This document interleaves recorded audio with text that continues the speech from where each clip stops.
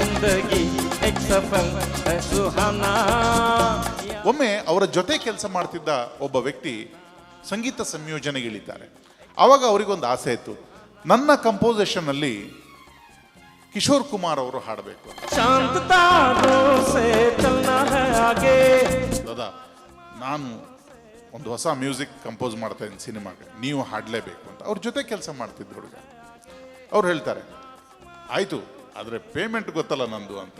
ಗೊತ್ತು ದಾದಾ, ನಾನು ಮಾತಾಡಿದ್ದೀನಿ ಇದಂತ, 17,000 ರೂಪಾಯಿ ನೀವು ನನಗೆ ಕೊಡಬೇಕು ಅಂತ. ಅರೆ ಸರ್, ನಿಮ್ಮ ಪೇಮೆಂಟ್ 15,000 ಅಲ್ವಾ ನೀವು ಬೇರೆಯವ್ರಿಗೆ ತಗೊಳ್ಳೋದು ಅಂತ. ಇಲ್ಲ ಇಲ್ಲ, ನಿನಗೆ ಹೆಚ್ಚು, 2,000 ಜಾಸ್ತಿ, 17,000 ನಿನ್ಗೆ ಕೊಡಬೇಕು. ಆ ಮನುಷ್ಯ ಒಂಥರ ದಿಗ್ಭ್ರಾಂತನಾಗ್ತಾನೆ. ನಿರ್ಮಾಪಕರ ಹತ್ರ ಮಾತಾಡ್ತಾರೆ, ಒಪ್ಪಿಸ್ತಾರೆ ಮತ್ತು ಕಿಶೋರ್ ಕುಮಾರ್ ಅವ್ರ ಹತ್ರ 3-4 ಸಾಂಗನ್ನು ಆ ಗೀತೆಗೆ, ಆ ಸಿನಿಮಾಗೆ ಹಾಡಿಸ್ತಾರೆ.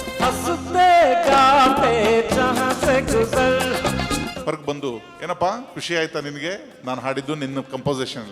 ತುಂಬ ಖುಷಿ ಆಯಿತು ಸರ್, ಧನ್ಯವಾದ ನಿಮಗೆ ಅಂತ. ಆವಾಗ ಜೇಬಿಗೆ ಕೈ ಹಾಕಿ ಆ 17,000 ಅವನ ಕೈಯಲ್ಲಿ ಇಡ್ತಾರೆ. ಮುಂಬೈಯಲ್ಲಿ ನೀನು ಒಂದು ಮನೆ ತಗೋ, ಅದಕ್ಕಾಗಿ ನಿನಗೆ 2,000 ಎಕ್ಸ್ಟ್ರಾ ಕೇಳಿದೆ, ಈ ದುಡ್ಡನ್ನು ವಾಪಸ್ ನಿರ್ಮಾಪಕರಿಗೆ ಕೊಡಬೇಡ ಅಂತ.